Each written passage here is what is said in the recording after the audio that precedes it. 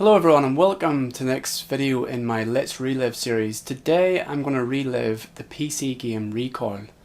Now normally when I'm doing my Let's Relive series videos I like to buy physical copies of the games and I like to really play them as they were intended. Sometimes I'll record them using different software to get better quality, like sometimes I'll emulate them, but for the most part I like to at least get the physical game. Now for Recoil I found it very hard to get a physical copy of the game. I remember about a year ago I seen one on eBay for around £200, but I think it was like brand new in the shrink wrap. But other than that I don't think I've actually ever seen, they don't come up very often on eBay anyway, and they're very hard to get. But then I remembered when I first got this game I didn't have an original actual version of the box or anything. We got it packaged in our XP PC. And there was this package called software, and they had there's a whole range of them. I've seen them, I've been looking for these packages and they're there's Lego ones and there's just general kind of rubbish like family tree ones and stuff.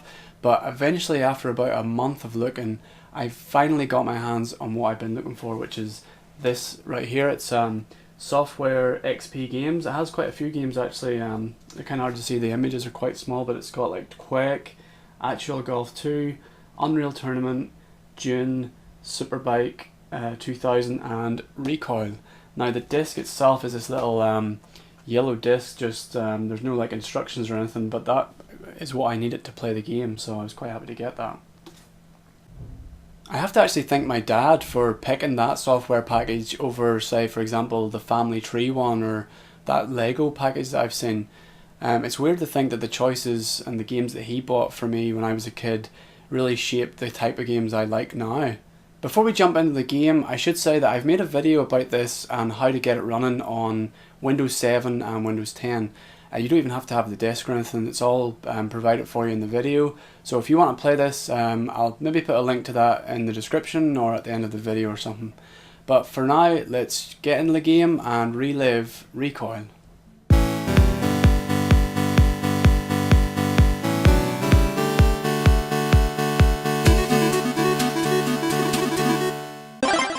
The game starts up with classic static that a lot of the games from the 90s had, this kind of lo-fi sci-fi effect.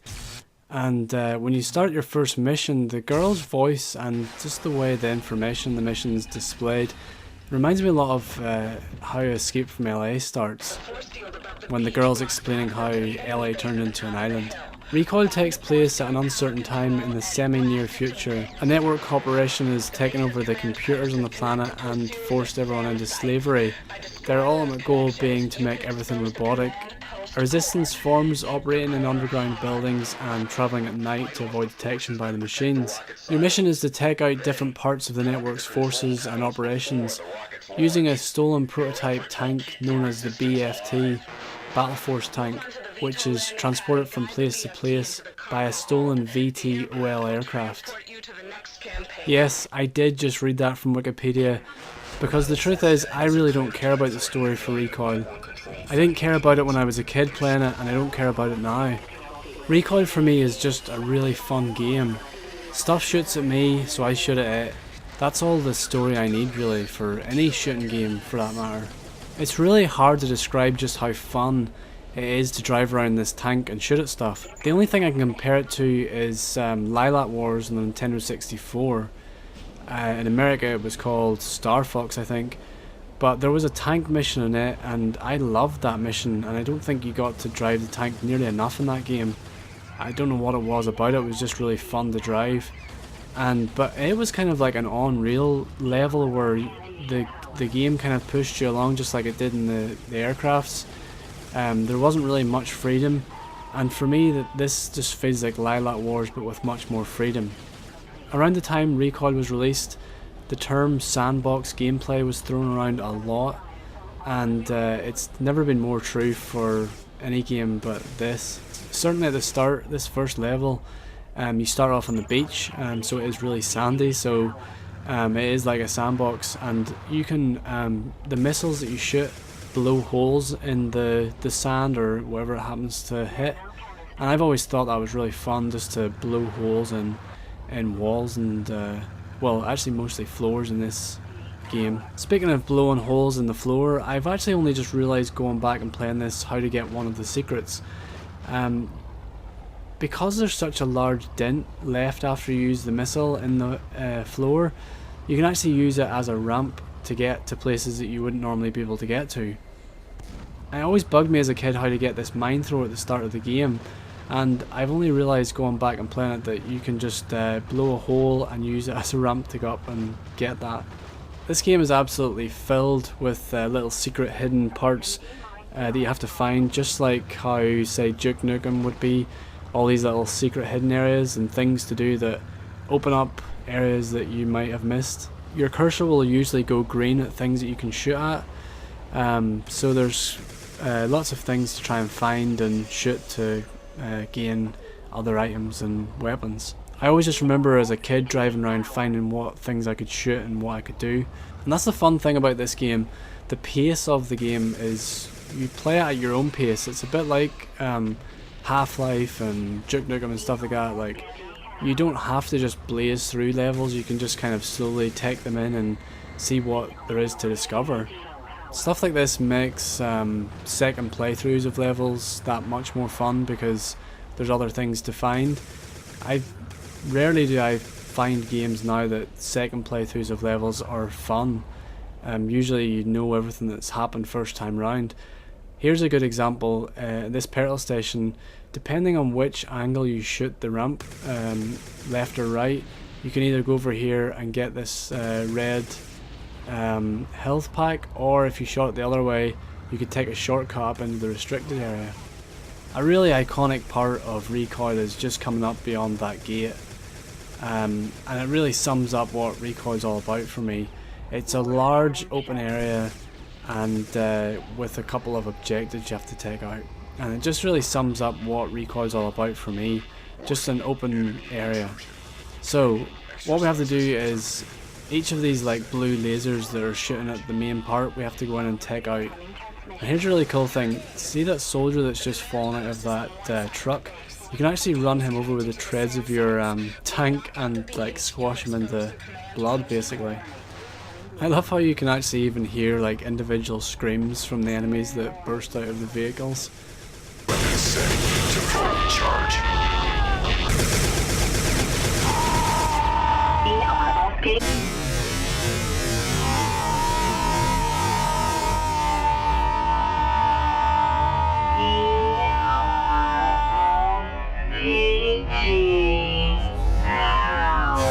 So to destroy each of these blue lasers, each part's slightly different. Oh yeah, and there's missiles on top of them, on top of each of these little areas we have to destroy. And they can pretty well shoot at you from across the map too. But the cool thing is that we can shoot from across the map as well. In the bottom left hand corner, you can see like a zoomed in version of your crosshair, and it's really effective. I think it's the missiles and actually probably just your main cannon, especially if you've got like the upgraded red laser shot. You can pretty well just snipe these things from across the map because they're pretty stationary as well. Or you can use missiles that you get later on. And this area here is just completely swarming with tanks and all different types of tank. There's napalm ones and stuff like that. Here's some footage of me just like sniping a tank from across the map. And you can see actually there's a green bar which lets you know how much health the thing has that you're shooting at. Even though the missile has like a really big arc to the shot, it's there's no bullet drop or anything. It will hit whatever you aim at. So you can see here I take out a turret from really far away, but yeah, just I don't know, it's something nice about that preciseness, having like complete control of what it hits.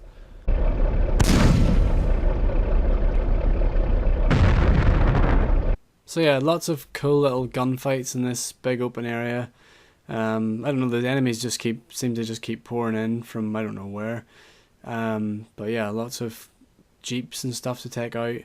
Once we eventually turn off the force field, we're able to shoot the kind of, I don't know, control tower thing. I don't even know what any of this is. It's just blue stuff that you shoot at and it blows up, so it's kind of cool. We have some random robots we have to shoot at. and then like there's the napalm tanks. I'd say there's at least 6 different types of enemy in this first level, which is a lot for a game in those days. This level ends on a really open part, some tanks and sort of missile towers in the distance that we have to take out. In this area there's missiles that are going off that we have to stop. But I never really played much further than the first level of this game. I just found the first level so much fun that, you know, Recoil was just one of those games that I would play for about an hour and just have some fun with it, and then I would have my quota of shooting stuff for that day and I'd go off and do something else, and then the next day, instead of like saving it and loading up and like trying to complete the game or anything like that, it was just one of those games where I wouldn't feel the need to complete it or anything. I would just enjoy the first level, and because I enjoyed the first level so much, I just keep replaying it and see if I could find some new secrets or find different ways of completing it really. So this game basically was just an infinite loop of the first level for me. I played it quite a lot, but I just didn't get any further than the first level. So I could continue playing here and maybe discover things that are cool about the game that I didn't know. But really, when I replay old games, it's just to relive memories of the game and replay old parts I used to play as a kid. And that's the fun part for me when I, reliving these old games. There's a really good movie called Sphere, which is essentially an episode of Red Dwarf called Back to Reality. But Dustin Hoffman's character in Sphere couldn't read past a certain part in a book called 20,000 Leagues Under the Sea. And that's how I feel about some of these old games I go back and play. There's quite an eerie part in the film where the other crew members pick up the book and discover that there aren't any other words on the pages past a certain point in the book. This is because the book is a manifestation created by Dustin Hoffman's character, and because he hasn't read beyond a certain point in the book, he isn't able to manifest the words on those other pages. And that's how I feel about some of these old games. If I didn't play it as a kid, those other parts simply don't exist in my mind. And when I'm playing them now, it's purely for nostalgia or to relive them. So I hope I did this game some sort of justice with this video. I really love it, and for a long time I wasn't able to play it. And the good news is that if you'd like to play it for yourself, I've made a video on how to do that. Just click the video on screen now or have a look for a link in the description. As always, a huge thank you to my Patreons who made this Let's Relive series possible. Thanks for all the support, and hopefully I'll have some more Let's Relive videos soon. Thanks for watching, and I'll see you in the next video.